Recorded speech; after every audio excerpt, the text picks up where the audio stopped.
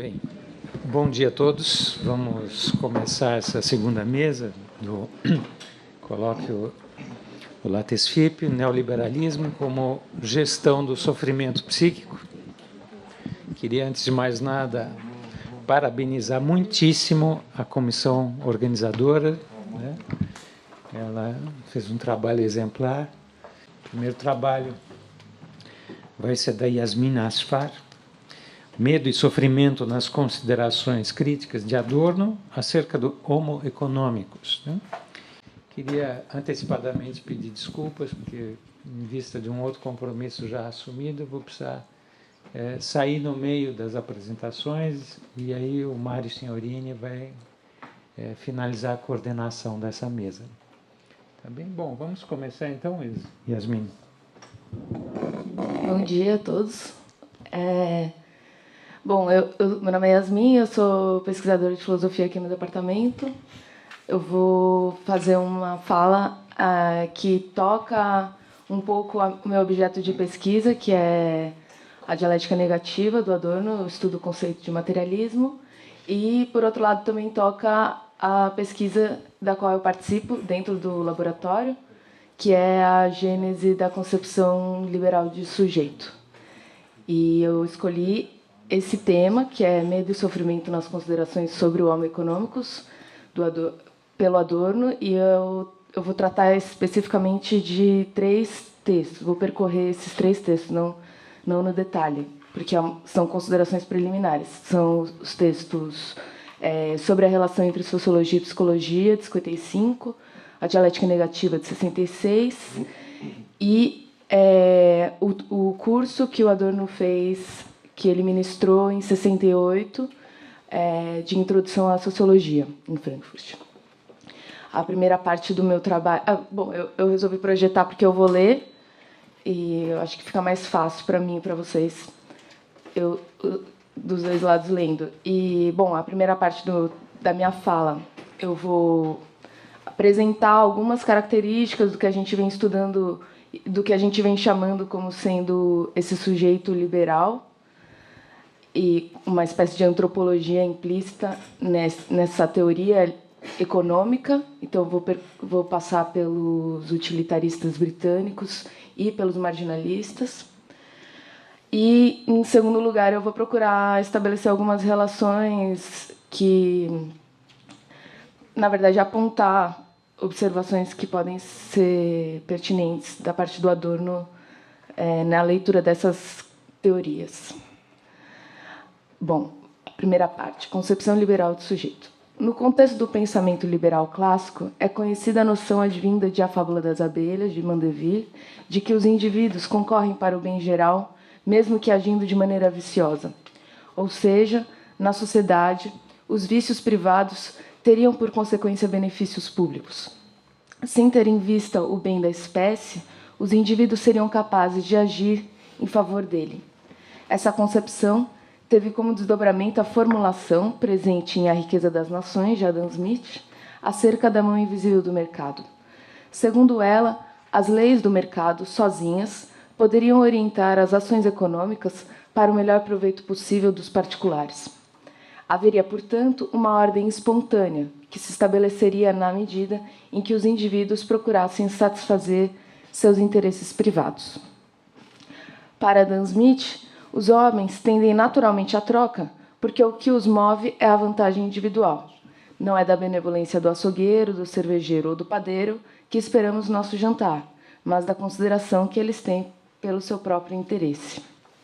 Em outras palavras, as relações baseadas no interesse constituem vínculos sociais mais duradouros do que qualquer outro princípio, como a benevolência, por exemplo. Para Smith, é a tendência natural a permutar, fundada na busca pela vantagem individual, que dá origem à divisão do trabalho. Uma vez que a funcionalidade total da sociedade se explica pela ação individual de pessoas que procuram satisfazer suas necessidades, o indivíduo será tomado como elemento central para a inteligibilidade da sociedade. Na primeira metade do século XIX, a teoria utilitarista de Bentham e Stuart Mill se baseou em larga medida na centralidade do indivíduo para compreender a dinâmica social. Já foi mencionada essa teoria na mesa anterior. Os indivíduos se caracterizam pela busca pela máxima felicidade para o maior número de pessoas possível, segundo um cálculo de satisfação. Essa quantificação da satisfação abrirá caminho para que a ciência econômica que surgia se amparasse no utilitarismo para conceber a essência dos agentes econômicos. Já no último quartel do século XIX, os autodenominados marginalistas, Walras, Jevons, Marshall, Menger, criaram modelos matemáticos centrados no cálculo de interesse do consumidor para explicar a dinâmica de preços dos mercados. De acordo com a escola marginalista, os mercados tendem naturalmente a chegar ao equilíbrio entre oferta e demanda. É verdade, entretanto, que no caso de Walras, existem certos obstáculos a serem afastados para que o perfeito funcionamento do mercado seja possível, como, por exemplo, a propriedade privada das terras no campo, das ferrovias, bem como os monopólios, as leis protecionistas e de herança. Estes desvios são considerados, entretanto, pontuais, e o funcionamento do mercado, esse grande pregão, permanece sendo o melhor mediador entre os agentes econômicos. Então, ainda que o Walras esboce uma certa crítica... Parou de funcionar? Foi abaixado, porque estava dando muito ruído. Ah, tá. Agora, continua dando... ainda que o Walras aponte alguns desvios próprios do funcionamento do mercado, ele acredita que, tendencialmente, o mercado pode funcionar perfeitamente. Então, se não houver monopólio, se não houver a privatização das terras no campo, das ferrovias, ele pode continuar a funcionar. O utilitarismo, bem como o marginalismo, fundamentaram a doutrina econômica liberal, ou seja, a suposição de que o mercado é capaz de se regular espontaneamente, sob a condição de que os agentes possam conhecer todas as condições do mercado e sejam livres para concorrer àquela ideia da informação perfeita, né? Os indivíduos que vão ao mercado são motivados pela carência de algum bem que não possuem e estão dispostos a pagar por ele, tanto maior for sua satisfação em consumi-lo e quanto mais escasso ele for no mercado. O indivíduo, entendido como consumidor, é o fator dinâmico da ordem econômica assim compreendida.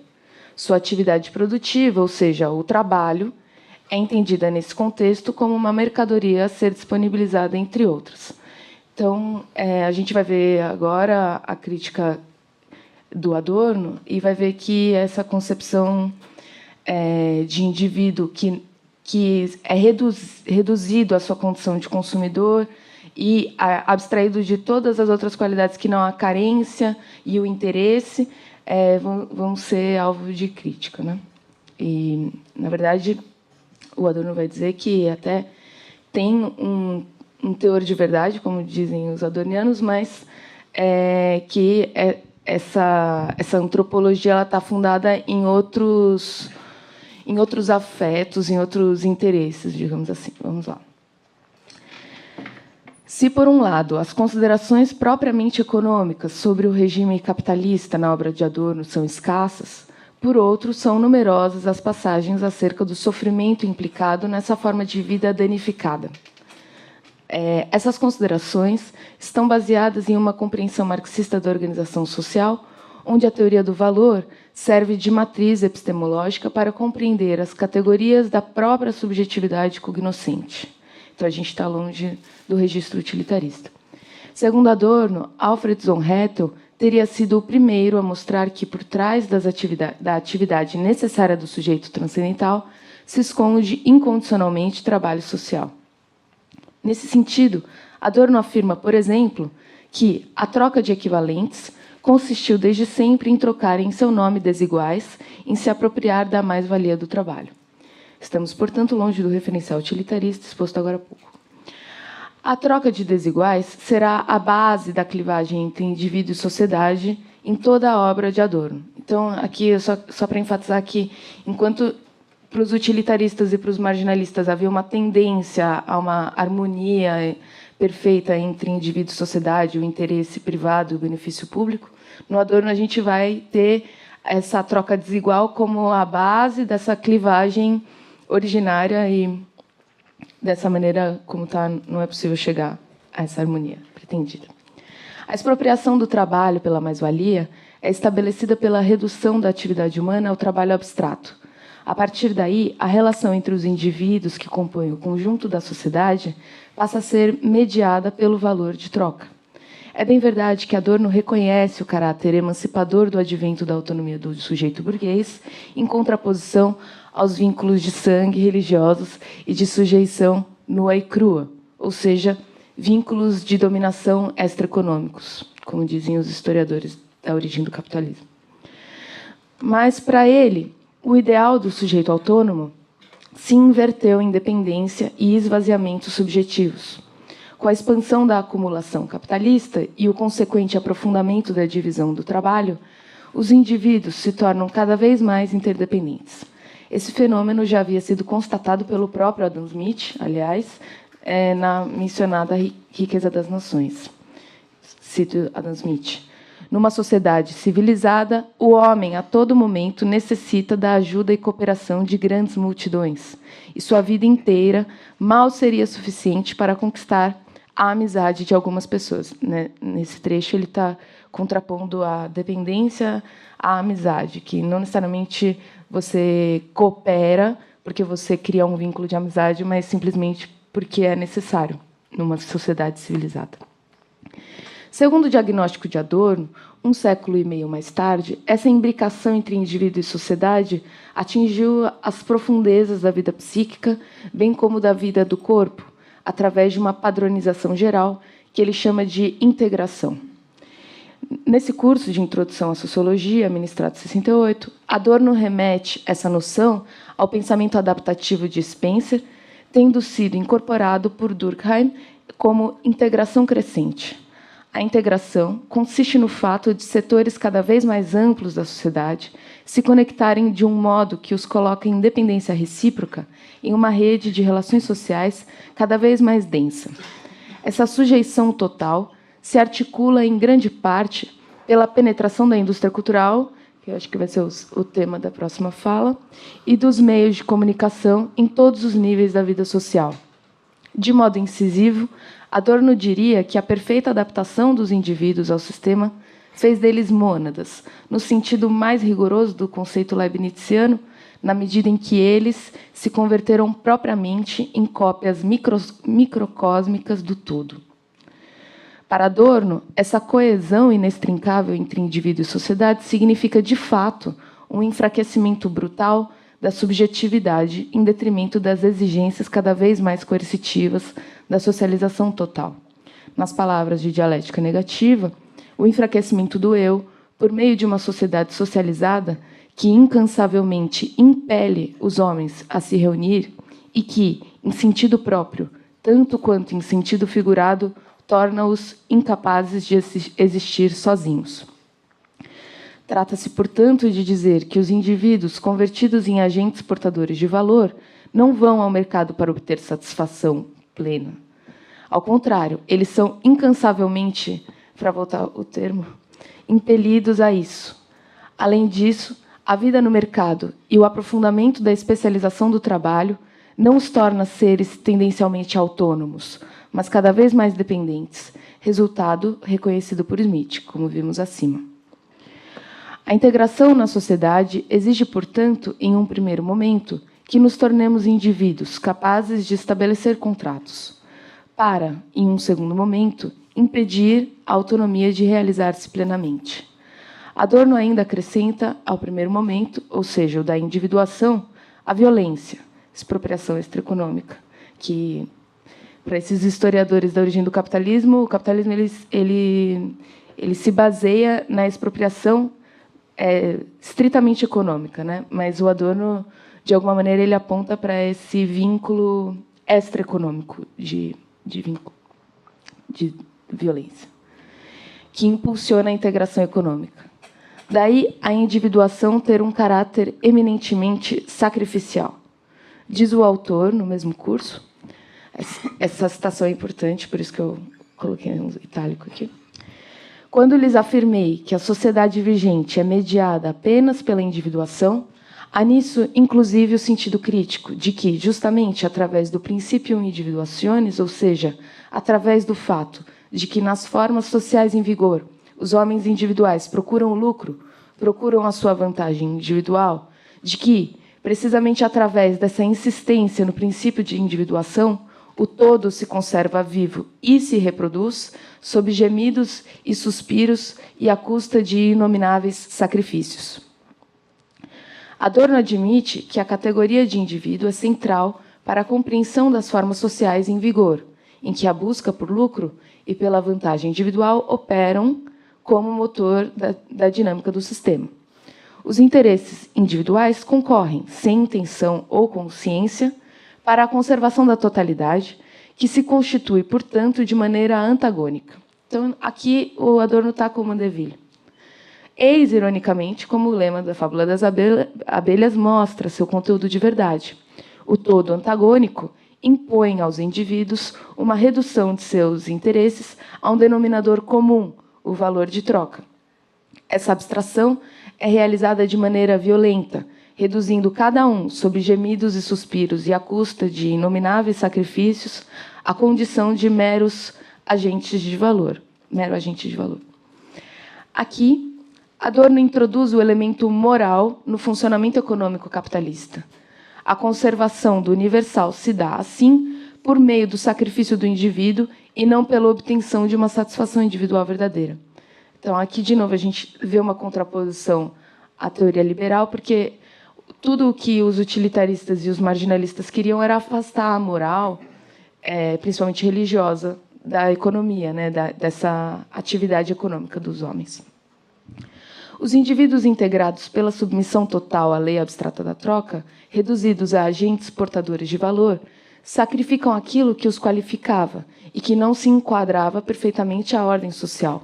O sacrifício se converte, nesse contexto, em valor moral a ser perseguido, a abnegação. Aqueles interesses que se desviam da busca incessante pela vantagem individual são reprimidos, sob pena de sucumbirem, de não mais subsistirem na sociedade. O medo arcaico da aniquilação física se converte, modernamente, no medo de não se integrar plenamente à sociedade da troca. Sobre a relação entre sociologia e psicologia, em sua discussão com Talcott Parsons, Adorno pontuou algo desse teor sacrificial.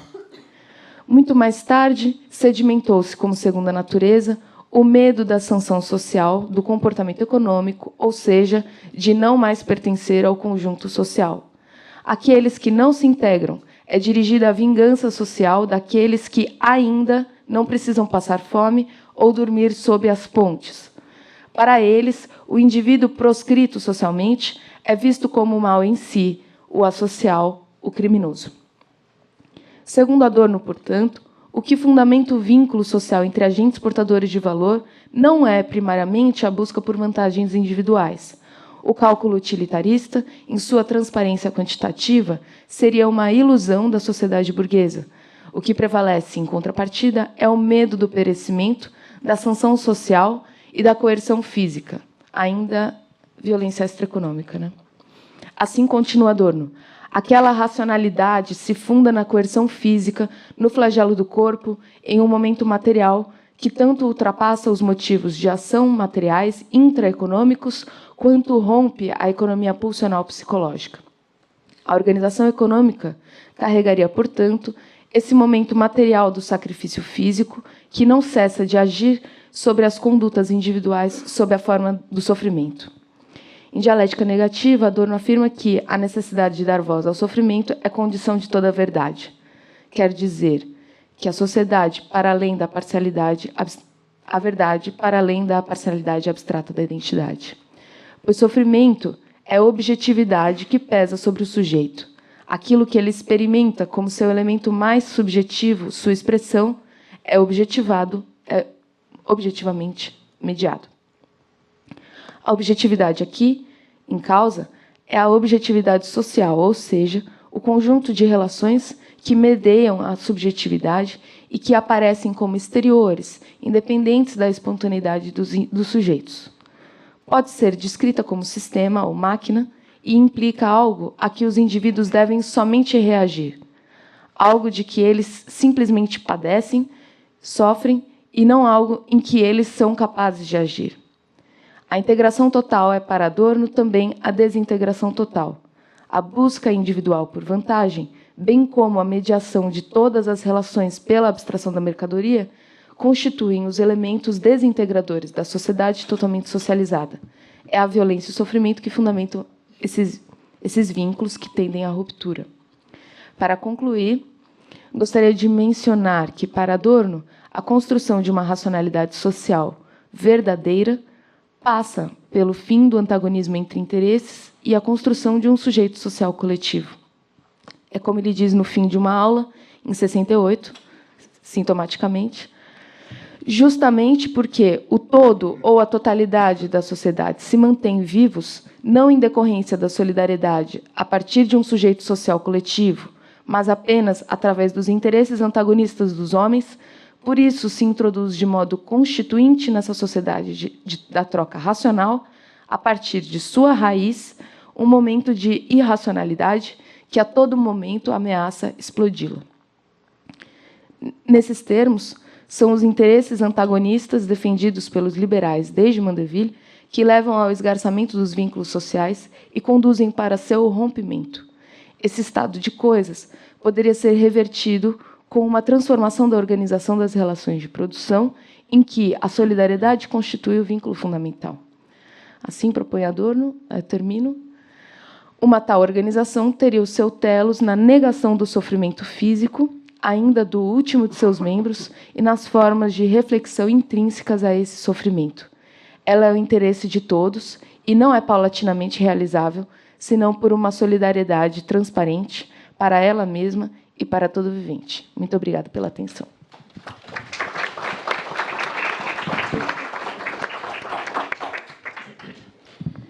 Então, vou passar a palavra ao Bruno, que vai apresentar o trabalho Adorno, um crítico do neoliberalismo, ponto de interrogação. Bom dia. Sem mais... só dizer que eu sou formado em psicologia e em filosofia, só às vezes como contextualizado onde eu falo, mas, enfim, sem mais acréscimos, eu passo a leitura. Desde que, com a ajuda de filmes, das soap operas e de Karen Horney, a psicanálise se infiltrou nos últimos recantos, as pessoas se veem privadas pela cultura organizada da última possibilidade de uma experiência de si mesmas. Com essas palavras, Adorno começa o aforismo da minha muralha, intitulado Falar disso sempre, pensar nisso nunca. O tema geral do aforismo, como se nota, é a obstrução da possibilidade da experiência, um obstáculo mais especificamente à construção de uma compreensão de si. É, entretanto, uma das maiores contribuições que a cultura do esclarecimento já produziu, que possibilitava essa experiência reflexiva, agora deturpada, que faz o inverso da sua função. A psicanálise, essa produção, que eu mencionei, surge então como uma prática que é herdeira da medicina, que visava, por assim dizer, no primeiro momento, preencher as lacunas da memória, reatar os lhames da consciência com o recalcado. Havia, nesse sentido, um viés claramente construtivo, ou melhor, reconstrutivo, no que concerne à identidade, que era concebida sob o prisma da cisão e do conflito, ou, em outras palavras, de uma certa desintegração. Entre parênteses, ressalte-se, porém, que esse processo só poderia ser concebido como integrador na medida em que articula, num primeiro momento, a remissão dos sintomas a essa integração. Mas não se trata de um processo de autoconhecimento. Na verdade, um movimento constante de apercepção da nossa impotência, da impossibilidade da construção de uma identidade coesa e estável. Entretanto, do ponto de vista sociológico, a psicanálise pode ser compreendida como mais uma das práticas, ou se quisermos, técnicas, de consolidação da experiência moderna da individualidade e, portanto, da experiência de si mesmo. Inscreve-se, então, num contínuo que vai da instituição católica dos confessionários, à forma literária romance, passando pelos diários de pecadilhos e anotações morais que se confundem depois da reforma, se difundem depois da Reforma Protestante. Ocorre que, reparem bem, subjaz ao comentário de Adorno que a psicanálise foi a última possibilidade de experiência de si e que foi perdida precisamente pela própria psicanálise. Essa privação, operada pela cultura organizada, não é outra coisa senão a inserção da psicanálise como mais um, dentre outros instrumentos da indústria cultural, e como tal, a perda daquele potencial que ela pôde oferecer. A enorme divulgação da psicanálise, ou, retomando os termos da citação, a infiltração nos últimos recantos, já discernível para além dos círculos culturais, vanguardas artísticas, ou seja, na sociedade em geral, deve-se também aos instrumentos da cultura de massa. Foi por meio de filmes de Hollywood, às vezes como psicanalistas, como roteiristas, como no caso de um... na verdade, esse não era de Hollywood, mas, enfim, era um filme alemão chamado Geheimnisse einer Seele, Segredos da Alma, de 1926, dirigido por Pabst e com roteiro do psicanalista da primeira geração, chamado Karl Abraham. Ou também posta em cena por grandes diretores como Hitchcock. Menciono apenas os filmes mais conhecidos, como Rebecca, de 1940, e Spellbound, de 1945. Bem como, segundo Adorno, também pelas soap operas, as novelas, né, nos Estados Unidos, e com psicanalistas como a Karen Horney. O Adorno tem um longo interesse, digamos assim, em discutir o trabalho dessa psicanalista, que eu não vou aprofundar, mas os textos até são curtos, mas, enfim, ele fala bastante disso. Por meio dessas vias é que a psicanálise teve seus conceitos organizados para a divulgação. A psicanálise, na medida em que opera como um instrumento, como outro qualquer da indústria cultura, oferece, então, mais um meio de controle social que se vale do sofrimento, na exata medida em que oferece um vocabulário para formalizar a experiência de si, como veremos. É, portanto, com esse sentido muito ampliado de gestão do sofrimento que essa comunicação trabalha. Entre parênteses, eu gostaria, inclusive, de levantar essa questão. O que entender por gestão do sofrimento? É uma modalidade de dominação social? Essa expressão poderia ser compreendida tanto em chave crítica como apologética. É prudente saber gerir o próprio sofrimento.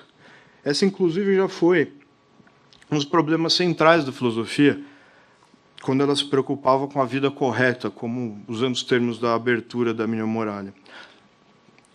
É também uma das tarefas da psicanálise criar ou reinventar novas formas de sofrer ou novas formas para lidar com o sofrimento.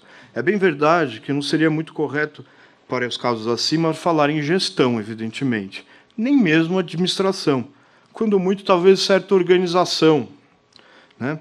A gestão, salvo engano, é termo empresarial que se autoproclama uma forma nova de administração, isso é, mais flexível, moderna, eficiente, por se valer de técnicas, estudos, projetos e, sobretudo, mais participativa. Sim, participativa. Uma mudança central é a ênfase na autoridade, aparentemente diluída. E aí isso retoma, assim, se a gente tiver com a orelha em pé, aquelas discussões de maio de 68, né? Mas, enfim, a expressão evoca, por exemplo, a gestão de riscos. E, se assim for, poderíamos pensar o sofrimento como um risco a ser gerido ou contido. Então, a gestão do sofrimento é uma técnica social, como disse Mannheim, a respeito da educação. Isto é, eu cito, um método de influenciar o comportamento humano de maneira que este se enquadre em padrões sociais vigentes da interação e organização sociais.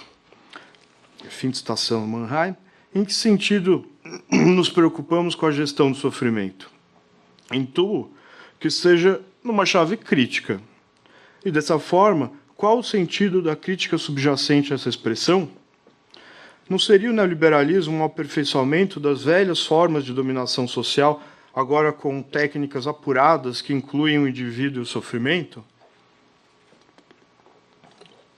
Digressão à parte, entremos pelo menos um pouco no problema e levantemos a hipótese de que, considerando a noção de neoliberalismo que Dardot e Laval, com base no curso do Nascimento da Biopolítica de Foucault, propõem como uma categoria que transcende o âmbito econômico e configura propriamente uma forma de vida cuja implicação subjetiva é um traço distintivo em relação ao liberalismo clássico.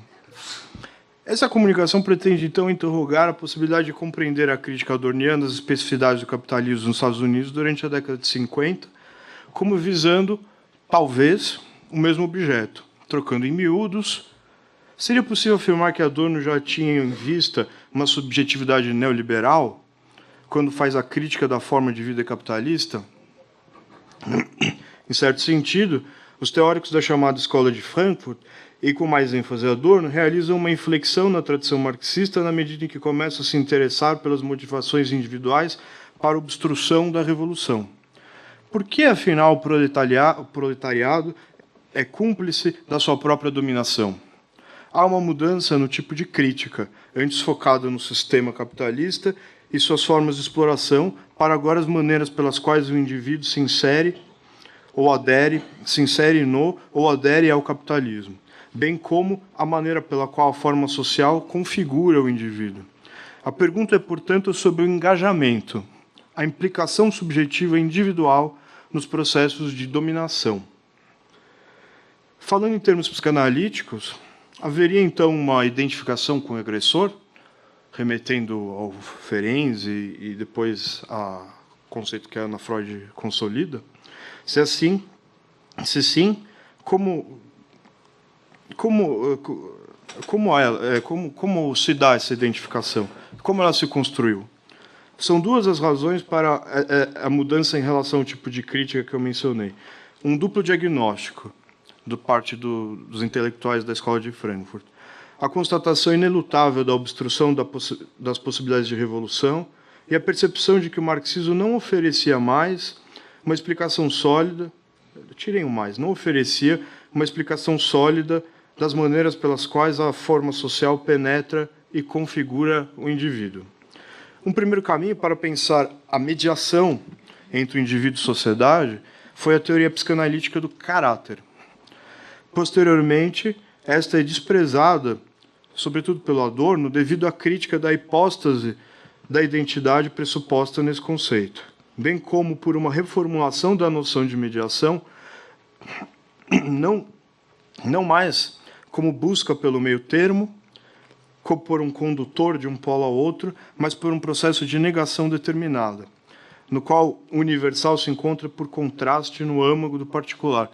Essa é uma discussão que remete a toda a apropriação da psicanálise pelo Instituto de Pesquisas Sociais, na qual, em primeiro lugar, o Reich e depois o Fromm organizaram, a partir da teoria do caráter, uma forma de pensar esse problema da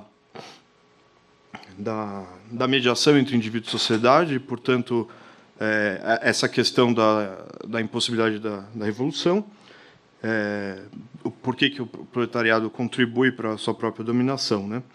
E depois o Adorno acaba afastando esse conceito para pensar, a partir do Hegel, uma noção de mediação. Não a mediação como caminhar de um lugar para o outro, né? E, nesse sentido, a ideia de negação passa a ser fundamental, especificamente a negação determinada. Bom, esse tipo de movimento conceitual, Adorno leva ao paroxismo no livro de aforismos pelo qual começamos. O subtítulo da minha muralha, Reflexões a partir da vida mutilada, já indica que Adorno elege a si mesmo como objeto de estudo,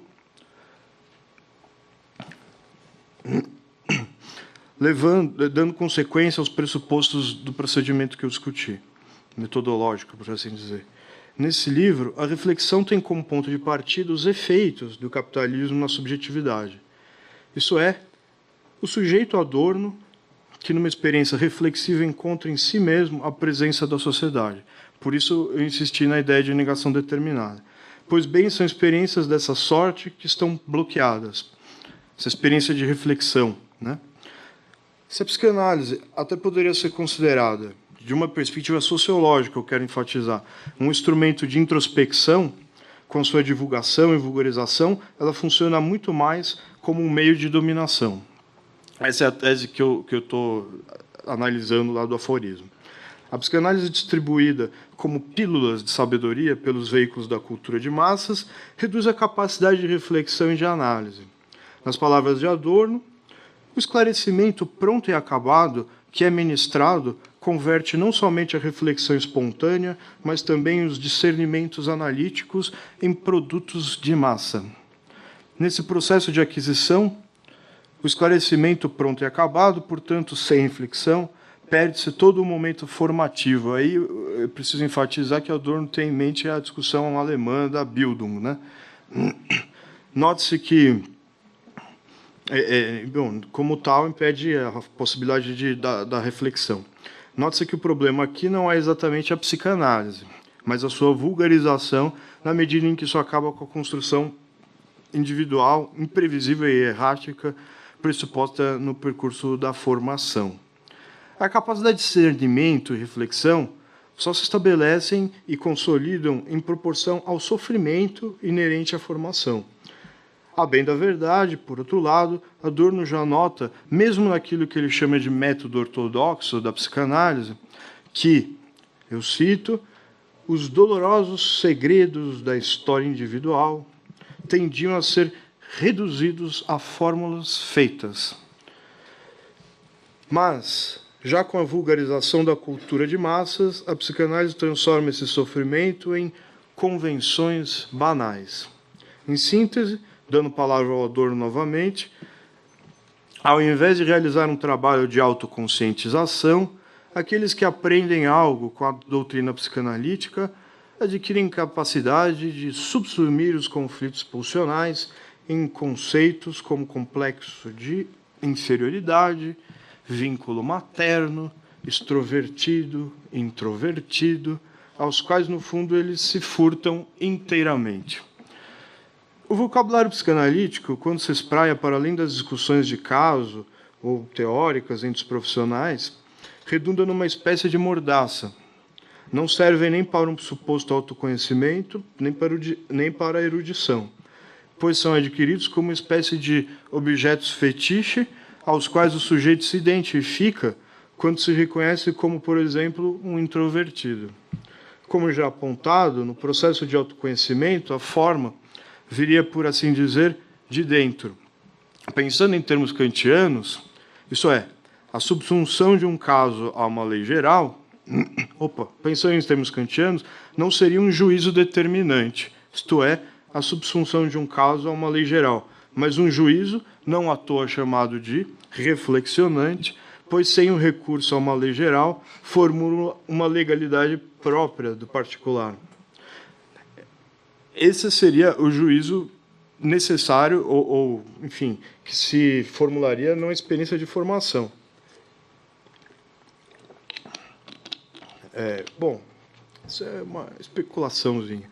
Nesse sentido é que os conceitos se furtam, aqueles que tentam aplicar a si mesmos. Ou seja, na verdade, não há sequer um juízo. Que a operação do juízo por Kant é essa aplicação entre lei e caso, né? Não importa se determinante ou reflexionante. Então não há sequer um juízo, mas um processo de identificação. Ocorre que o recurso à psicanálise, como pílula de sabedoria, vem a suprir uma angústia muito compreensível justamente em indivíduos que tiveram suas possibilidades de formação bloqueados. Uma espécie de individualidade oca, por assim dizer, ou um eu fraco, como às vezes descreve Adorno. Eu cito um trecho ainda desse aforismo. O pavor diante do abismo do eu é dissipado pela consciência de que nada disso, afinal, é tão diverso assim de uma artrite ou de um sinus troubles. Com isso, os conflitos perdem o aspecto ameaçador. Eles são aceitos, mas de forma alguma curados. E sim, meramente encaixados na superfície da vida padronizada como um componente incontornável. Resolve-se, então, fim de citação, resolve-se, então, a angústia da construção da identidade por um atalho fácil oferecido pela indústria cultural, que aproxima todo traço de personalidade ou qualquer descrição do indivíduo a uma doença. E, como tal, basta a técnica adequada para tratá-la. O que dispensa não apenas o processo psicanalítico, como qualquer experiência de formação, autoconhecimento, seja lá como se quiser entender. A maneira pela qual esses conceitos são apropriados acabam também produzindo um processo de aceitação, ou seja, uma perda do estranhamento de que certos traços de personalidade poderiam provocar. Afinal, são apenas doenças. E, sendo assim, não se pergunta mais pela sua etiologia.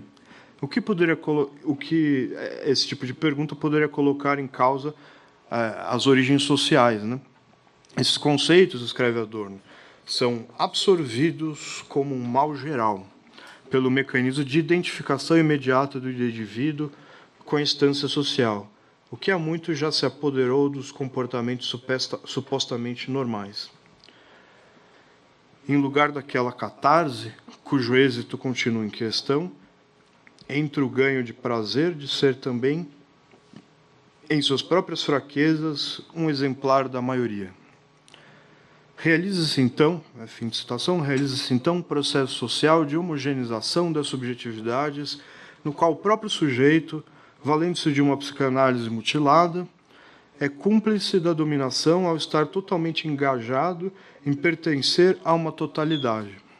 Eu cito novamente, uma tal identificação recebida do exterior e, por assim dizer, processada fora da dinâmica do próprio indivíduo, acaba por abolir a consciência genuína da emoção, o próprio impulso. Retomando o fio da meada por onde começamos, não é tanto a psicanálise, mas certo uso vulgar que ela se prestou que Adorno põe em xeque.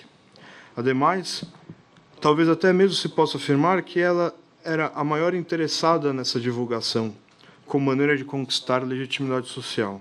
Isso é outra questão. Mas isso não significa uma condenação em absoluto da psicanálise. Isso é óbvio quando se recorda o uso teórico que Adorno frequentemente fazia dela.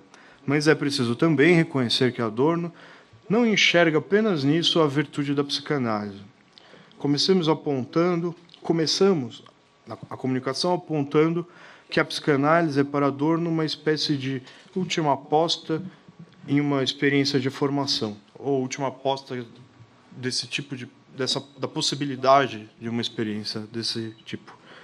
Se nesse momento estava em tela justamente a possibilidade da realização do projeto burguês do esclarecimento, agora, no final do aforismo, é como crítica da burguesia que a psicanálise é referida. Eu cito, o último teorema grandioso da autocrítica burguesa transformou-se em um meio de absolutizar a autoalienação burguesa, em última fase frustrar o pressentimento daquela ferida antiquíssima na qual se encerra a esperança de algo melhor no futuro. Isso posto, espero ao menos ter oferecido subsídios para considerar plausível a hipótese de ler a crítica adorniana da forma de vida capitalista como sendo travejada pela compreensão de que um momento substantivo da dominação social se dá por meio da implicação subjetiva e subsunção a uma catalogação das formas de sofrimento.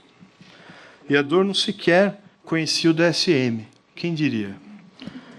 Mas, na verdade, sua primeira edição desse livrinho é de 1952, um ano depois da Mínima Muralha, o que, portanto, aponta certo espírito de época.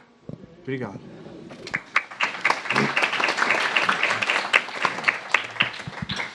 Queria convidar Mário Signorini aqui para assumir a coordenação e desejar a todos uma excelente discussão. Acho que os trabalhos estão convergindo em temas bastante palpitantes. Tá bem? Obrigado, Teólogo. Bom, gente, bom dia. Para dar continuidade na mesa, eu queria passar para Karine e para o Vinícius com a apresentação a produção da subjetividade pela indústria cultural sobre o neoliberalismo. Bom dia. Eu vou apresentar aqui o nosso texto, né? Meu nome é Karine. Faço mestrado na Faculdade de Educação. O Vinícius é mestre pela UFSCar, em Filosofia. Enfim, acho que foi muito interessante, assim, e vai dar muita base para a gente, assim, o trabalho de vocês, porque a gente realmente está partindo dessa ideia que vocês estão trazendo, assim, e aí, a partir disso, pensar na indústria cultural, né, pela leitura da Dor e Laval sobre o neoliberalismo. Então, acho que tem muito a ver, assim, converge bem mesmo, sobre, a partir do que vocês estão falando, né? Então, eu passo a leitura. A ideia fundamental da indústria cultural, como foi cunhada por Adorno e Horkheimer na Dialética do Esclarecimento, tinha como pano de fundo a formação da subjetividade. Tratava-se de pensar como as experiências subjetivas estavam dadas dentro de uma racionalidade que abrangia toda a formação da sociedade, extrapolando o âmbito econômico. Tal racionalidade era vista como uma construção dos sujeitos, como objetos mediados por uma totalidade alienada.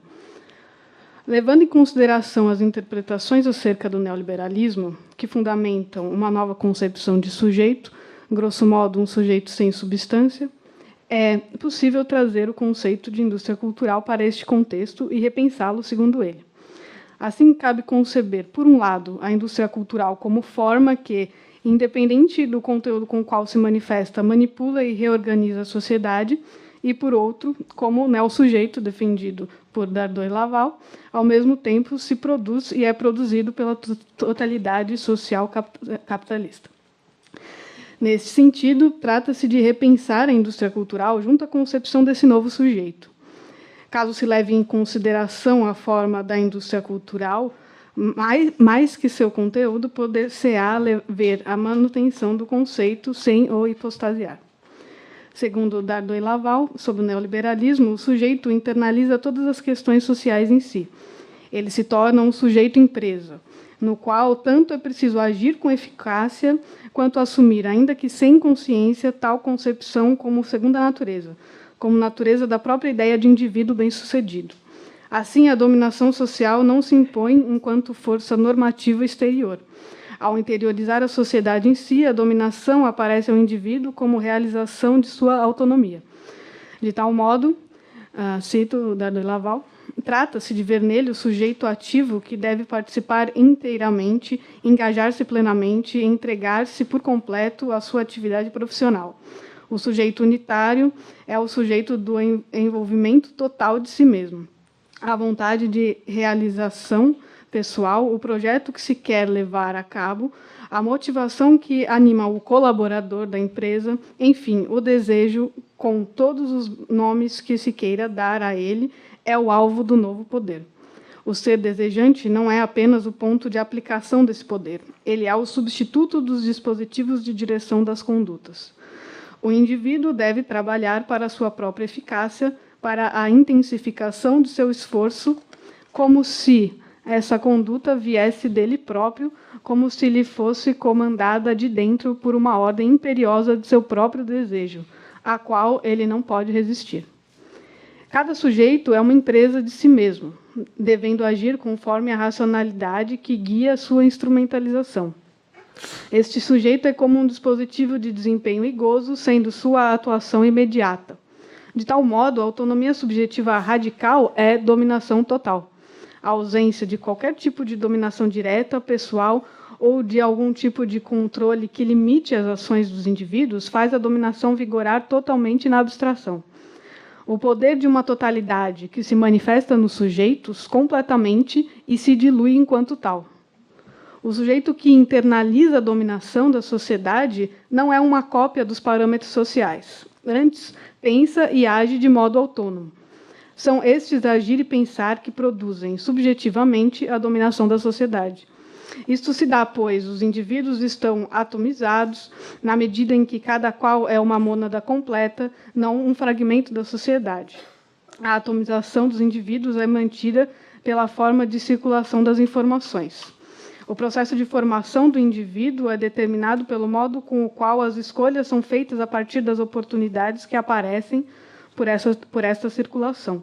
Os indivíduos prescindem de qualquer tipo de controle, pois as informações somente são relevantes após passar pelo crivo da sua subjetividade, que segue a lógica do jogo. O risco sempre inerente às escolhas, tal como ocorre nas jogadas do mercado financeiro. A formação do indivíduo como sujeito-empresa se dá através da assunção dos riscos. Há, então, a necessidade de um meio de comunicação que não seja alheio aos indivíduos, mas que, pelo contrário, seja parte integrante deles e reflita por completo sua forma. Por conseguinte, conforme diz Endardo e Laval, é preciso facilitar a comunicação das informações para completar os fragmentos cognitivos que cada indivíduo possui. O preço é um meio de comunicação de informação pelo qual os indivíduos vão poder coordenar suas ações. Fecha a citação. Não é difícil identificar a forma que dá base para esse processo com a internet, principalmente caso se leve em conta as redes sociais. Existem, por esse prisma, 2 níveis de ação junto às redes sociais. O primeiro diz respeito à formação do indivíduo. A rede social serve como uma mediação interna ao próprio indivíduo, na medida em que ele busca ali ratificar a si mesmo e progredir conforme as exigências mercadológicas de sua subjetividade. O segundo tange a uma representação ideológica da sociedade, funcionando como uma forma fragmentada de relações pessoais, nas quais o que está em jogo é a finalidade do indivíduo posta por ele mesmo. O outro é um meio, mesmo que não participante diretamente. Ao acessar uma rede social e publicar algo, por exemplo, o indivíduo já atinge seu objetivo. Os outros indivíduos, ainda que não se relacionem com a publicação, já fizeram sua parte abstratamente. Antes de tudo, importa ao sujeito a publicização de si. Os discursos das redes sociais são, por um lado, dentro de limites pré-estabelecidos, enquanto, por outro, tendem à promoção individual, ao status e ao investimento de si. Formados pela mediação da internet como um instrumento puramente formal, os indivíduos atomizados, quando se manifestam nas redes sociais, caem num vazio. Como não há vínculos mais profundos ou duradouros entre os sujeitos, os discursos, a argumentação e as discussões perdem sua razão de ser. A ideia de comunidade inexiste por essa falta de relação entre indivíduos, já que é cada um por si e para si. Os conteúdos, então, não possuem força alguma por conta desse aspecto formal e já pré-estabelecido de conduta. Assim, os discursos são atomizados e acabam servindo quase que exclusivamente para ganho pessoal, para enriquecimento do governo de si, dessa empresa individual. A rede social é produzida por essa subjetividade e serve dialeticamente para reproduzi-la. Na medida em que mantém sua forma, a indústria cultural se conserva ao mesmo tempo em que potencializa a dominação. O controle efetivo sobre tudo, como sua autoconsciência, dá-se ao passo que a crítica à indústria cultural sucumbe à forma da própria dominação. Há uma hipótese da crítica ao se submeter inconscientemente às determinações e servir aos desejos do crítico de sua satisfação, desempenho e eficácia. Ela se determina pelo movimento do mercado internalizado no sujeito-empresa.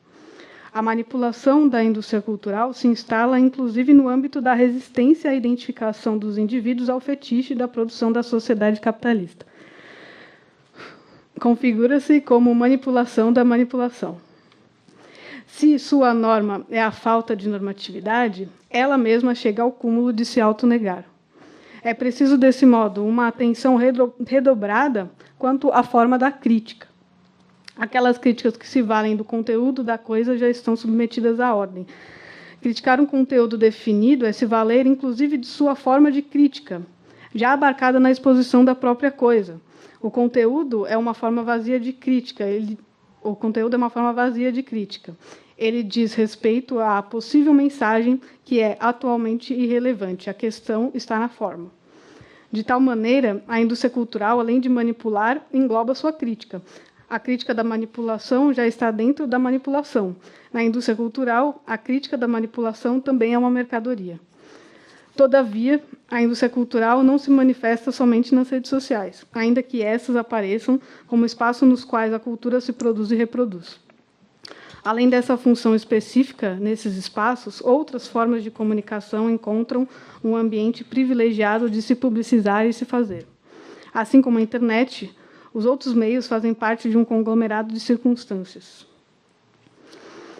filmes e séries, novelas, jornais policialescos, etc., agem em direção ao fortalecimento da ideologia. Eles transmitem a falta de norma, ao mesmo tempo em que normatizam a culpa e deslocam toda a responsabilidade ao indivíduo isolado. Em Star Wars, O Despertar da Força, de 2015, de J.J. Abrams, que, é bom frisar, teve a maior arrecadação de bilheteria em 2015, há, de um modo um tanto sutil, a reprodução da ideologia social. O filme, que possui uma premissa de contestação ao capitalismo e às formas de poder, sendo até certo ponto progressista, além de seus protagonistas representarem minorias. Contesta o poder centralizado e a heteronomia individual, como o caso do protagonista, que era um Stormtrooper, que é uma espécie de soldado raso do Exército do Mal. Contudo, mesmo com essa forma aparentemente progressista e de ilusão representativa de minorias, o filme vai vai em direção da ideia de responsabilidade total do indivíduo e de sua conduta ser imediatamente deliberada por si, isoladamente. O filme A Procura da Felicidade, de 2007, de Gabriele Mutino, vai também nessa direção, e com um enredo pautado na mesma ideia. São indivíduos que conseguem superar poderes que estão acima, conseguem superar a si mesmos, enquanto indivíduos que eram antes heterônomos. O indivíduo, então, pode se autonomizar por sua própria vontade, pode sair completamente das determinações sociais e se autodeterminar. Como consequência, há um exagero administrado das emoções que se quer causar no público, um fazer racionalizado que se direciona a gerar emoções determinadas e a incutir nas pessoas formas de conduta, as quais, entretanto, os indivíduos devem tomar como suas, como se fossem estabelecidas de dentro de si mesmos e não vindas de fora. Aliás, o filme Adeus à Linguagem, de 2015, de Godard, implica uma crítica exatamente às emoções padronizadas. O espectador reage ao menor estímulo produzido cinematograficamente, sem que algo realmente impactante aconteça no filme. Por um lado, então, o indivíduo é um universal que se basta a si mesmo. Ele é sua redenção. Por outro, há uma tendência à extrema individuação na medida em que se propaga a ideia da inexistência de verdades. O caráter e a posição do indivíduo são voláteis, como são extremamente incertas e movediças as ações do mercado. Essa ideia é reproduzida pela ideologia dos tons de cinza. Ao invés dos indivíduos serem um colorido múltiplo, são pensados por meio de diferenças não determinadas, mas dentro de um campo restrito. Há um misto entre bom e mal, ao mesmo tempo em que não há uma fixidez entre o que é bom e mal.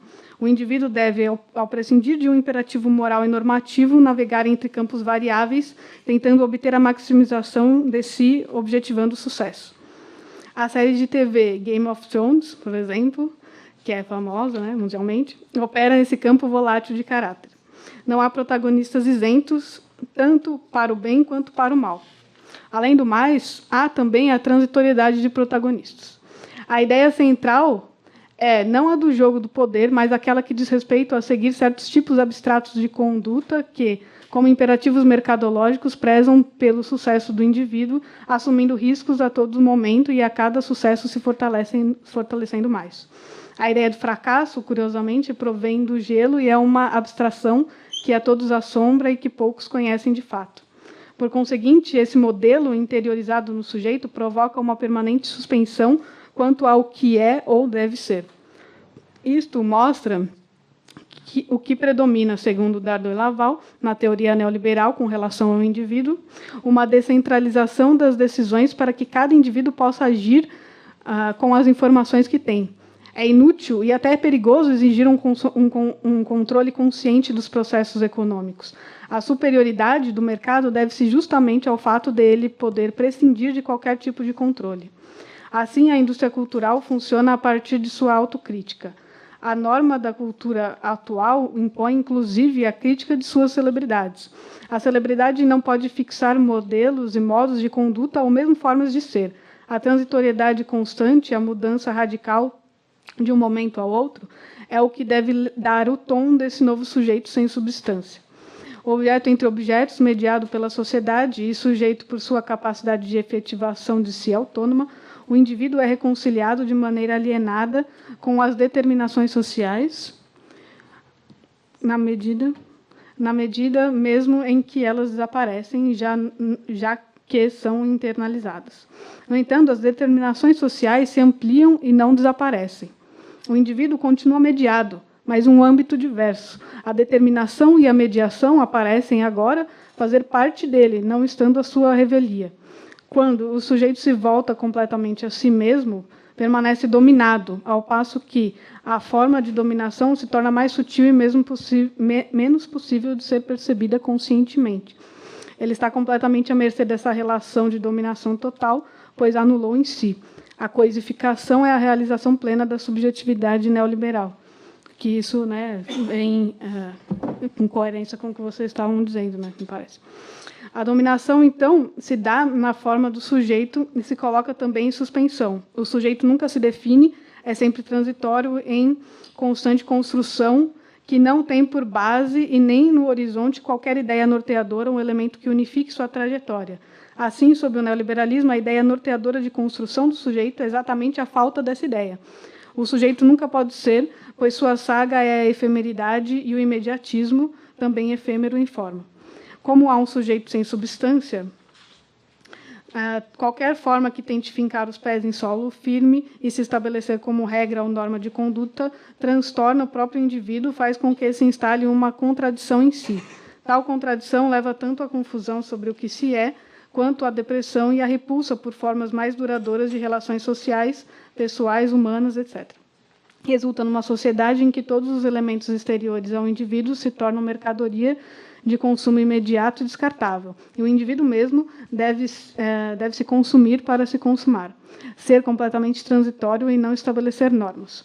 Onde as relações devem ser também efêmeras, as instituições sociais perdem sua razão de ser. Porém, não há, por parte dos indivíduos, apenas uma fluidez dos ideais, mas também uma fantasia de onipotência sobre as coisas e os seres. Em Shame, filme de Steve McQueen, de 2012, essa ideologia do sujeito que busca pelo excesso a satisfação completa pelo gozo, transitório e efêmero, revela a dualidade posta em seus contrários.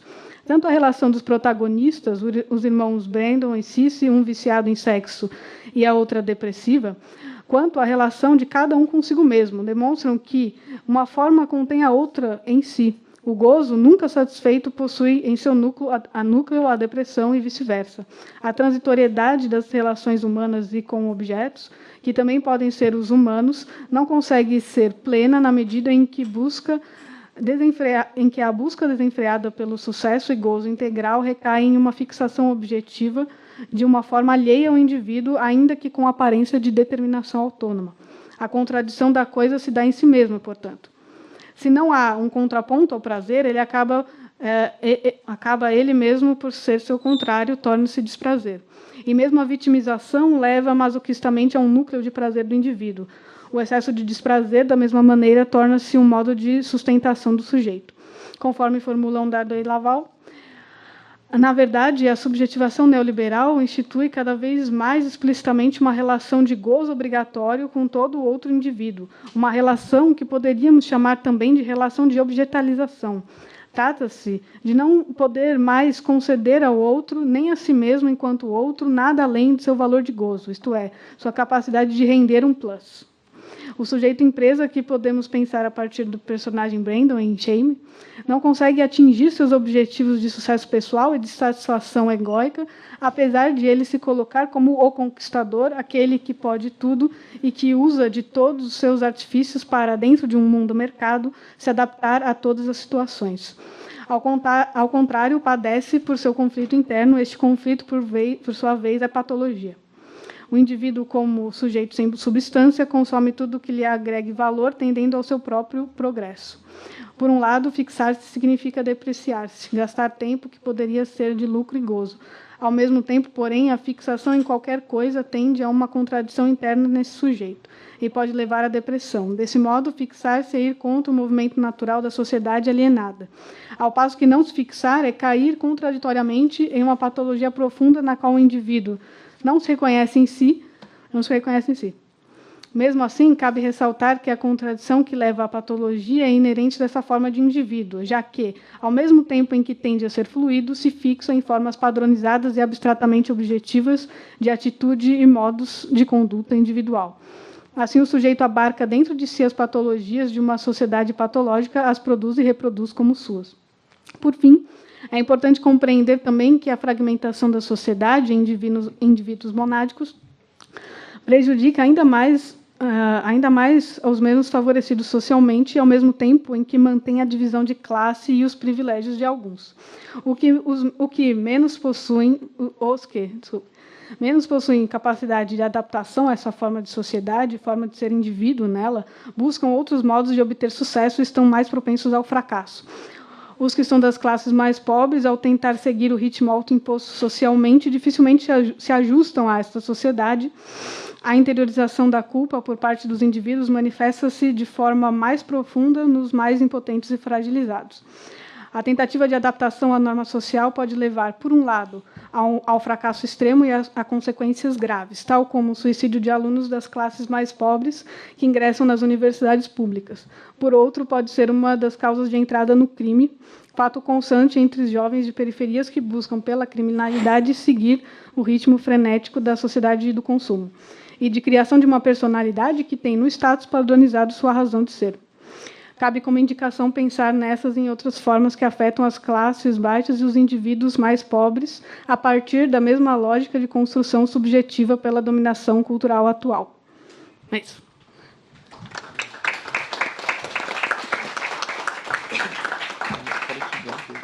Então, a gente encerra essa mesa agora com o trabalho da Elizabeth. Então, eu passo a palavra para ela, então, portanto. Obrigada. Bom, em primeiro lugar, eu quero agradecer a organização do LatesFip por ter dado essa oportunidade para eu apresentar alguma coisa da minha pesquisa na área de psicanálise lacaniana e escrita. E aqui vai ser realmente só assim uma notícia dela, porque são, enfim, a gente tem um espaço bastante pequeno aqui para falar. Um espaço maravilhoso, porém pequeno. Então, eu fico feliz também, porque na outra mesa e também nessa, foi falado já bastante sobre vários temas que estão implícitos nesse trabalho e que eu não vou poder explicitar tudo. Então, começando aqui. O tempo da hesitação entre o som e sentido. Se o cálculo da felicidade para todos e de felicidade rápida tem estado na promessa de algumas prescrições, esse tempo urgente de felicidade em pílulas não contempla a incerteza e a hesitação da fala daqueles que dizem algo sobre si mesmos, ou daqueles que escrevem algo sobre si mesmos. A hesitação e o impasse são, contudo, elementos importantes na escuta psicanalítica e na transmissão de uma experiência. Linguagem, destinatário e transmissão de experiência é nesse contexto que reproduzo aqui a questão colocada por Ana Costa no artigo Litorais da Psicanálise. Abre aspas. Como é possível transmitir uma experiência que, em princípio, é solitária? O que significa produzir a letra como repetição mesma do exercício pulsional, sem que consiga chegar a um endereço, numa experiência que se esgota em si mesma? O cerne desta questão se coloca tanto para a clínica psicanalítica quanto para a produção literária, que tem por princípio a condição de que seja possível transmitir experiências que a priori são intransmissíveis. De todo modo, autoras do século XXI têm publicado narrativas sobre o seu sofrimento e produzido leitores, destinatários das narrativas dessas experiências. Elas têm dito que suas escritas são, em primeiro lugar, experiências corporais, de sensações, de faltas, de desamparos, de ideais.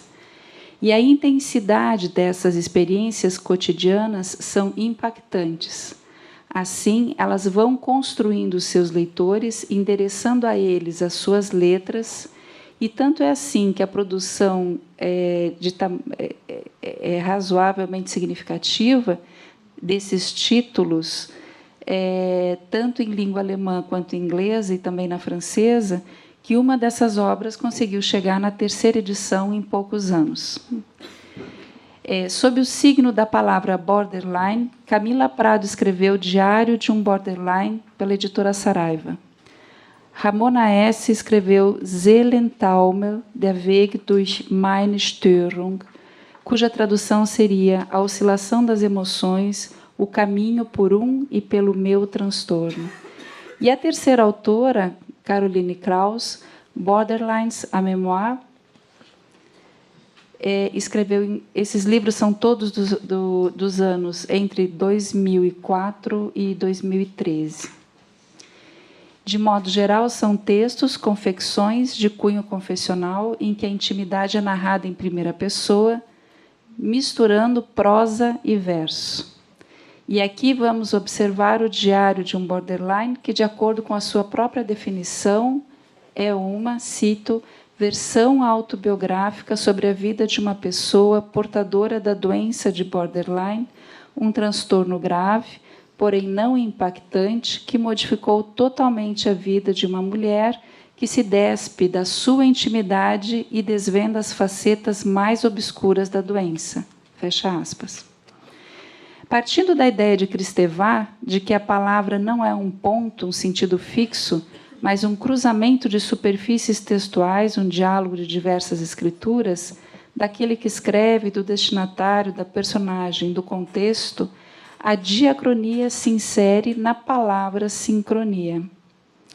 E se a palavra é a unidade mínima da estrutura, quem escreve se insere ao escrevê-la.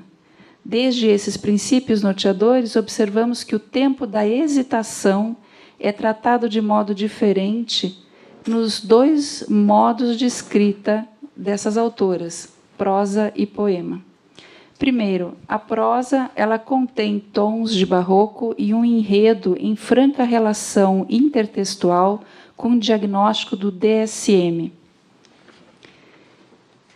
Esse diagnóstico ele inibe a hesitação na medida em que ele pré-escreve o enredo. E aí eu faço uma comparação dizendo que, assim como o próprio pensou a morfologia dos contos maravilhosos, o DSM escreve os roteiros possíveis, alternativas de sequências de ações. Portanto, o DSM não só descreve o transtorno, mas pré-escreve o enredo. São duas coisas distintas. E com a revelação do enredo, não há o suspense, que é importante na condução do raciocínio e alívio na decisão de reconhecimento, como bem escreveu Lacan ao falar da narrativa dos três prisioneiros. Sobre o modo poema, porque esses textos mesclam prosa e poema, sobre os poemas que eles pontuam o fim de cada capítulo. E nós começamos a pensar o poema a partir de um texto de Agamben que se chama O Fim do Poema. O tempo da hesitação, que é justamente o tempo da rima, ou da tensão entre o sentido e a sonoridade. É o tempo de vacilar, é o tempo da suspensão da certeza e o momento em que a decisão puramente racional, pelo sentido ou pelo som, está fora do jogo. Na escuta de uma fala de raiva ou de insultos, é comum ouvirmos frases rimadas que se repetem com uma certa melodia, com alguma métrica própria descansando o poema. Trazemos um exemplo de insulto popular que as crianças e adultos diziam no sul do Brasil e que teria sido produzida na época da Segunda Guerra. Eu trago um exemplo de fora dos livros por uma questão ética que, se em literatura fica muito simples a gente citar, por exemplo, Camões e mostrar, fica um pouco mais delicado quando se tratam dessas narrativas assim em que as autoras se expõem bastante. Então, eu usei um outro exemplo aqui que vai para dizer mais ou menos a mesma coisa. Esse insulto popular talvez muitos conheçam. Alemão batata come queijo com barata. Alemão batata come queijo com barata. Alemão batata come queijo com barata. De que barata falamos? Da batata barata ou do inseto?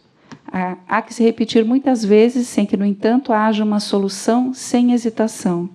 De que alemão falamos? De que genitivo, de que pertença desse sujeito falamos? O alemão da batata barata ou o alemão do queijo com barata? Observem que há um antes e um depois da rima. A rima marca o fim de uma frase, não necessariamente do verso, e aponta para uma estrutura formal.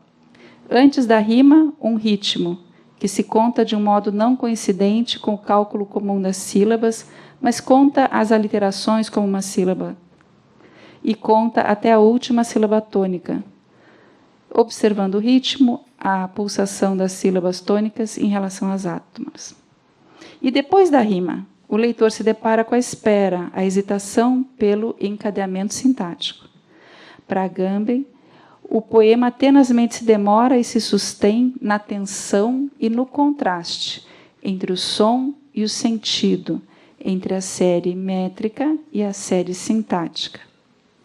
Fecha aspas. É essa suspensão da e na forma poética que a fala gritada de raiva se expressa. Suspensão que encadeia os versos, as frases e mantém a atenção do ouvinte. Deixa eu saltar aqui algumas.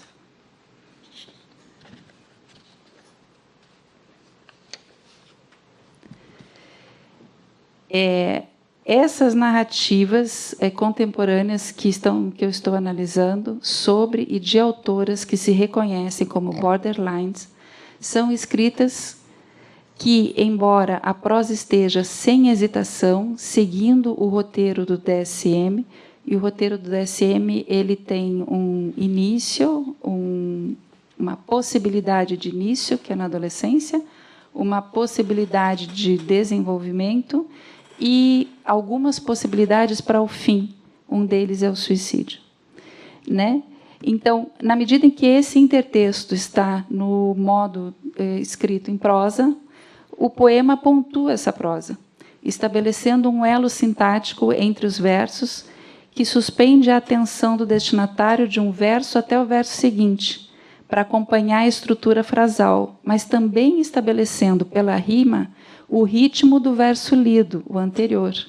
A rima estabelece, portanto, a hesitação que o enredo do diagnóstico havia dissipado. Obrigada.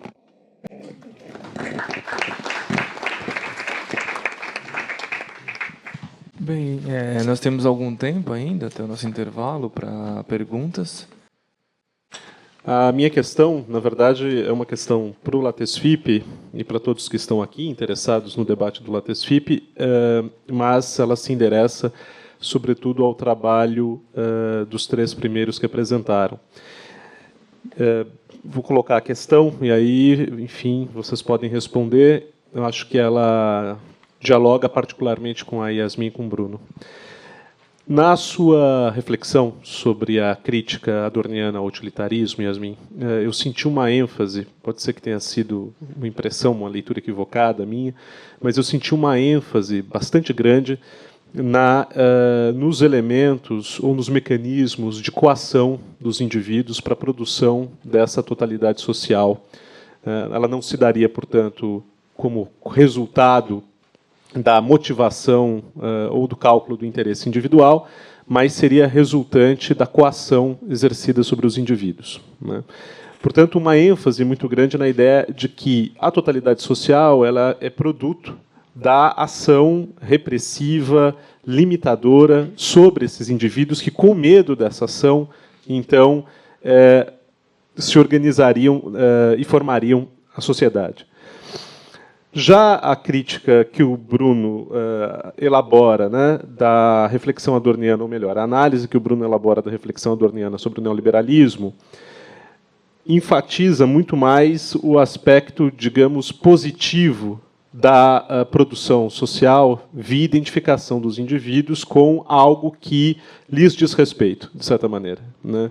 Ou seja, menos a ênfase no elemento repressivo de organização da totalidade social e mais uma ênfase no elemento de subsunção desses indivíduos àquilo que os mobiliza mesmo, né? Então, o afeto-medo parece perder algo da sua importância como amálgama social, como amálgama dos indivíduos para a formação do social, e parece ganhar mais força ou mais premência, um outro tipo de afeto, vinculado muito mais a processos de identificação desses indivíduos, né, com imperativos, com exigências sociais de gozo, etc., né? Não é à toa, portanto, que o Laval e o Dardot vão ler justamente o Foucault do curso do Nascimento da Biopolítica, que está discutindo e interessado na governamentalidade, né? Quer dizer, na ação produtiva e positiva do poder, inclusive nos seus efeitos subjetivantes. O seu indivíduo ele não está submetido ao poder apenas à revelia dele, né? Há algo desse sujeito que é conformado e conforme às exigências sociais. E a pergunta, então, estabelecendo essa distinção, a pergunta que eu coloco para todos e para o Latesfip, sobretudo, é: será que essa diferença de ênfase que eu apontei não seria sintoma maior de um equívoco? Eu queria que o Vladimir estivesse aqui, porque a pergunta também é um pouco para ele, de um equívoco de pesquisa nosso, equívoco de pesquisa que eu formulei mais ou menos da seguinte forma: será que a gênese do sujeito neoliberal deve ser buscada no sujeito liberal? Será que o modo de configuração de subjetividades liberais, para a qual me parece que, ou a qual se endereça Adorno ao fazer a crítica do utilitarismo, é a mesma forma, é a mesma antropologia, é a mesma maneira de constituição do sujeito neoliberal? Então, quando a gente faz, no nosso projeto, não é, vai buscar a gênese do sujeito neoliberal, a partir dos textos dos liberais, e, enfim, do utilitarismo e tal, será que o que a gente está fazendo não é criando uma grande continuidade que nos impede de justamente perceber a descontinuidade que existe entre um modelo de subjetivação e outro, que é um pouco o que o Dardot e o Laval insistem, né? Na ruptura entre o sujeito liberal e o sujeito neoliberal? É isso. Fábio, sua reconstituição, até onde eu acompanho, é precisa. De fato, a minha pretensão era realmente colocar ênfase nessa possibilidade mesmo de ler o Adorno como uma crítica a um sujeito que é agente e ator, enfim, no seu próprio processo de dominação. Por isso a pergunta que eu intitulei a minha comunicação: em que medida eu estaria projetando no Adorno já uma discussão do neoliberalismo? Isso é uma possibilidade de crítica que eu poderia receber aqui. Mas aí, se fosse isso, eu responderia muito simplesmente: bom, isso não importa, é uma leitura interesseira, né? E, enfim. Você não está ainda adorniano, cadê? Qual nota de rodapé, tá? Pouco importa, porque eu fiz, na verdade, a minha fala foi uma leitura, não digo linha a linha, mas bem rente ao aforismo falar disso sempre, pensar nunca. Foi isso. Então, claro, aí eu, né, para explicar aquilo, eu falo de outras coisas. Por outro lado, é interessante, porque a forma como você organizou a tua pergunta, eu acho que é bem... resulta, assim, da notícia muito bem do que é, assim, a crítica adorniana ao capitalismo, porque ela, de alguma forma, pensa das duas maneiras, né? Tem, sem dúvida, o modelo repressivo da dominação social. Ele não descarta isso, ao mesmo tempo que o indivíduo passa a ser considerado muito mais, né, nesse processo. Então, é engraçado, né? Você reparou assim que, de um lado, a Yasmin deu ênfase para uma coisa, e eu propositalmente quis falar de outra. Não porque a gente combinou, mas, enfim. Eu acho que, de alguma maneira, as duas coisas estão presentes no Adorno. No que diz respeito ao seu diagnóstico de equívoco aí do Lattes Fhippi, eu não vou me pronunciar, mas eu fico pensando se... É uma crítica que eu coloco até a minha... Só não é um diagnóstico de equívoco, é uma pergunta. Eu entendi, mas é uma hipótese, né? Eu acho que eu gostaria de propor a ideia de que, de alguma forma, as continuidades existem, mas as rupturas também, entre o neoliberalismo e o liberalismo. Então, se eu fosse sugerir, eu acho que o próximo momento agora como um bom kantiano, no momento você tem que traçar as distinções, né? A capacidade da razão predominantemente opera distinções, né? E aí eu fico pensando se essas continuidades acabam sendo artificiais também. A crítica que eu mesmo formulei para mim, se eu não estou projetando ali uma coisa que não está tanto no Adorno. Mas aí a impressão que eu tenho é que, de alguma forma,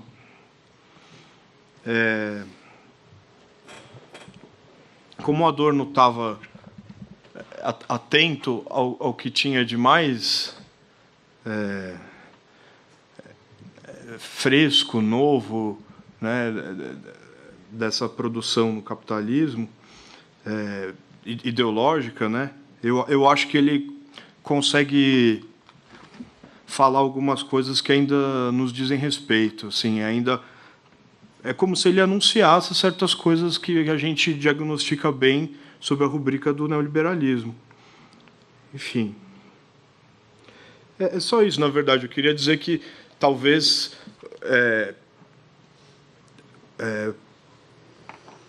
seria o momento de começar a se preocupar com as... Na verdade, a Carnini também, né, aproximou o Dardot Laval para pensar o problema da indústria cultural. Então, agora, se eu fosse fazer uma pergunta para ela, eu faria, mas em que momento não dá para fazer essa aproximação? Quando que esse impulso passa a não funcionar? Enfim.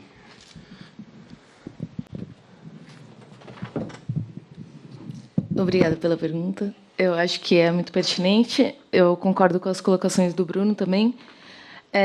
Eu diria também que talvez o meu peso maior sobre a questão do sofrimento e do medo é justamente para enfatizar essa base material dessa identificação que o Bruno trouxe como sendo um elemento de vinculação desses indivíduos a essa totalidade social que, ao mesmo tempo, ela é coercitiva. E eu fiz questão de falar um pouco sobre isso, mas pelos teóricos liberais, a ênfase maior foi para dar essa base material e de dominação dessa antropologia liberal do que talvez ser tão fiel ao autor, assim, talvez, não sei. Mas é que, para mim, e é uma coisa que a Carine e o Vinícius trouxeram também, a ideia de que as pessoas se integram a essa totalidade também por medo dessa coerção e dessa não integração como sendo um elemento de perigo mesmo, de ameaça, e que indica para uma aniquilação física mesmo, né? Que é um imperativo. Integrar-se é um imperativo, não é? Eu concordo, eu estou de acordo com as colocações do Foucault, do Dardot, do Laval. Cada um é um empreendedor de si mesmo, mas é fato também, como eles disseram, que muita gente tem dificuldade, e a gente está falando de gestão de sofrimento. Então, muita gente tem dificuldade de se integrar e de se tornar empreendedor de si mesmo, e daí o sofrimento, né? E para aqueles que se integram, também existe outro tipo de sofrimento, né? Por não se integrar perfeitamente. Aí, sobre a questão do sujeito liberal e neoliberal, eu voltaria um pouco àquela questão que a gente conversou na época do seminário, né? Que foi a questão que a gente colocou ao Laval, sobre o elemento coercitivo do neoliberalismo, se a gente pensar que o encarceramento em massa só fez aumentar e não diminuir, e mesmo essa questão do fracasso expresso na medicalização. Então, eu não sei até que ponto essa introjeção foi bem sucedida, digamos assim. Se você precisa de prisão e você precisa de remédio, entende? Não sei. Não sei o que vocês acham, meninos. Bom, gente, primeiro eu quero falar para não ficar parecendo que eu estou sugando a Karine aqui, né? E segundo, eu acho que a questão de pensar, começando pelo que ela falou por último, a questão de ser externo, é importante pontuar a dialética negativa, o sobre sujeito e objeto, a questão da primazia do objeto. O sujeito é mediado, não tem como ser externo, né? A própria produção da dominação, ela não vem de fora. Isso é a leitura, por exemplo, da segunda geração, a leitura habermasiana, de uma colonização e tudo mais. A leitura que a gente está tentando trazer de pensar a partir de uma perspectiva da totalidade mesmo, né? Não abrir mão dessa perspectiva e, portanto, pensar as formas de dominação que são internas ao sujeito, né? Elas não vêm de fora. Quando a gente pontua que internaliza essas questões, pelo menos é o que me parece, não sei se a Karine, né, tem mais coisa para falar depois, mas que a gente está pensando exatamente nessa produção do sujeito, não que o sujeito produza a totalidade, porque se a gente falar um negócio desse, a gente está dando autonomia para o sujeito e a gente está aqui contestando exatamente a autonomia do sujeito por essa produção do próprio sujeito sob o neoliberalismo, né? Eu acho que essa é a ideia de pensar pela perspectiva da totalidade, pensar a indústria cultural a partir dessa perspectiva de uma produção da totalidade pela própria totalidade, pelo próprio movimento da produção capitalista, e pensar a indústria cultural como produção de cultura e não só como reprodução, né? A indústria cultural tem que ser pensada como, pelo menos no nosso ver, como produção, né? Como a questão das produção, mesmo por isso que a gente pensa na forma, né? E não só como algo que vai redistribuir a dominação que veio de outro lugar, né? Então, pensar a indústria cultural tanto como produção, como uma reorganização de uma sociedade que tende a se esfacelar e manter essa coesão, né? Enfim, até para não sugar a Karine, falei. Não, na verdade, assim, é só uma... Aproveitando a pergunta dele, nem a mesa não tem nenhuma obrigação de responder, só porque eu fiquei pensando, né, nessa relação, ou não, falsa gênese no liberalismo, do neoliberalismo, se um caminho interessante talvez pudesse pensar a diferença entre protestantismo e neopentecostalismo, os últimos, né, não assembleia, né? Também aí tem diferenças, né, mas essa última, quer dizer, se isso não pode dar alguma pista, né, enfim, era isso. Na verdade, eu não vou comentar, Priscila, o seu comentário, nem responder, obviamente, essa instigante proposta. Na verdade, eu vou mais falar algo que me ocorreu também. Será que também os modos de espraiamento do liberalismo fora do centro do capitalismo também não... O que seria o liberalismo no Brasil, o que seria o liberalismo na periferia do capitalismo, também nos colocaria certamente um liberalismo limitado, né? Também nos colocaria um outro ponto de vista para perguntarmos sobre as continuidades ou não entre liberalismo e neoliberalismo. Esse é o comentário que eu ia fazer, que me inspirou. Mas acha que o Laval e o Dardot eles estão falando de um capitalismo muito particular que não diz respeito ao nosso processo? É isso que você quer dizer? Não digo que é particular, não. Eu só acho que tem talvez se a gente for pensar o liberalismo, da forma como ele se implantou em outros países, né, na forma como ele foi tentando se disseminar, talvez a gente consiga enxergar melhor as diferenças entre liberalismo e neoliberalismo. Não sei, só me ocorreu isso. Mas não estava pensando no Eduardo Laval, não. O que eu queria fazer uma pergunta para a Elizabeth. Elizabeth, né? Sim. Eu não sei se eu vou conseguir formular,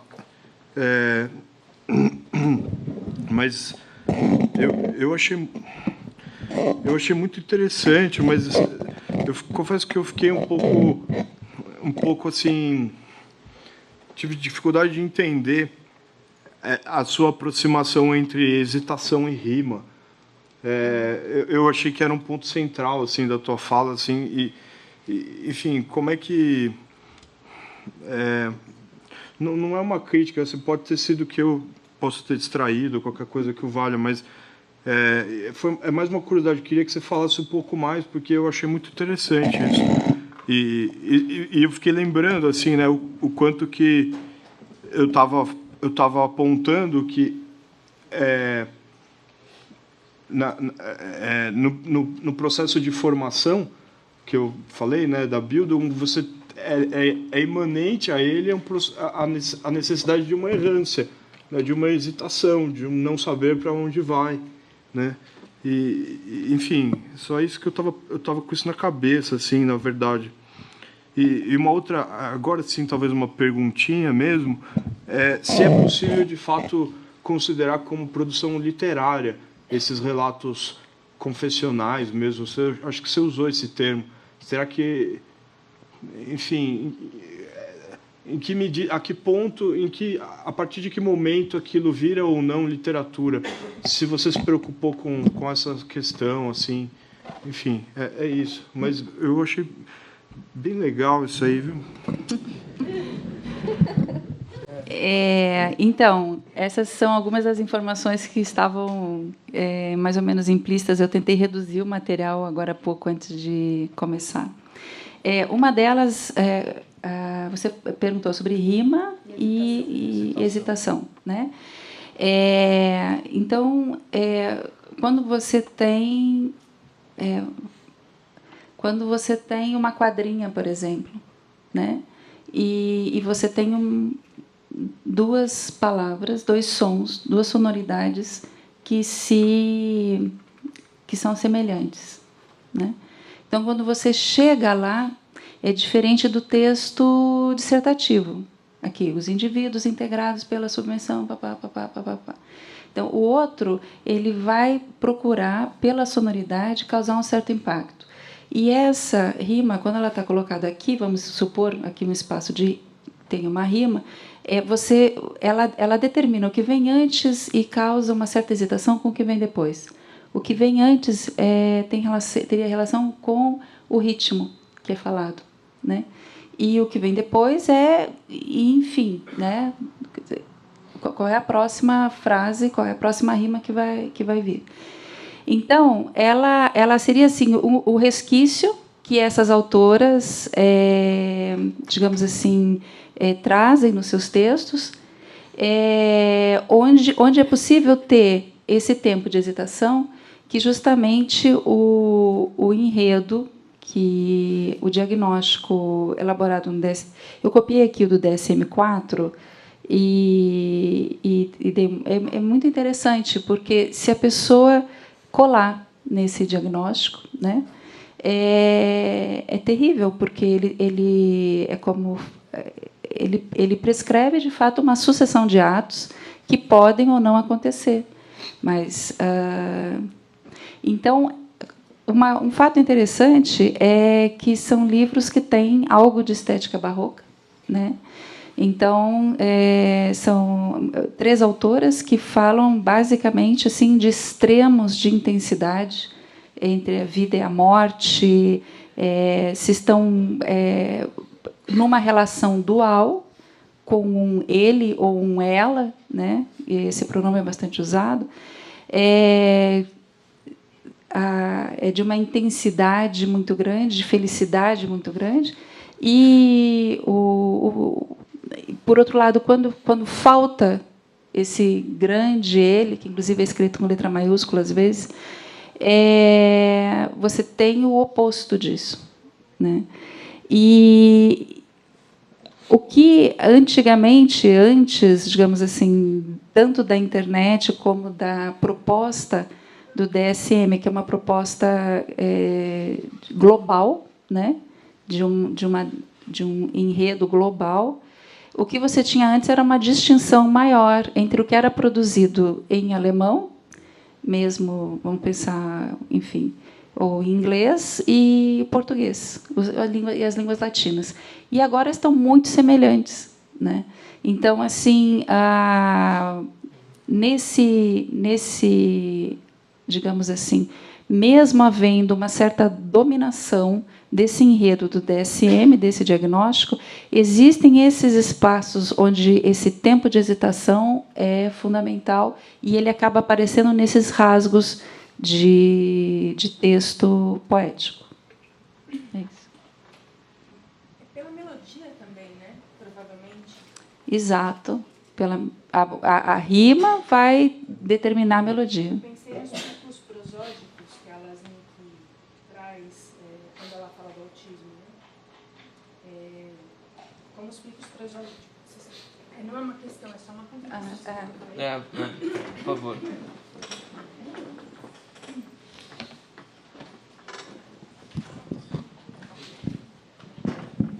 Bom, meu nome é Esther. Quando a Elizabeth trouxe a questão dos poemas, eu fiquei pensando na questão melódica e no objeto voz, né?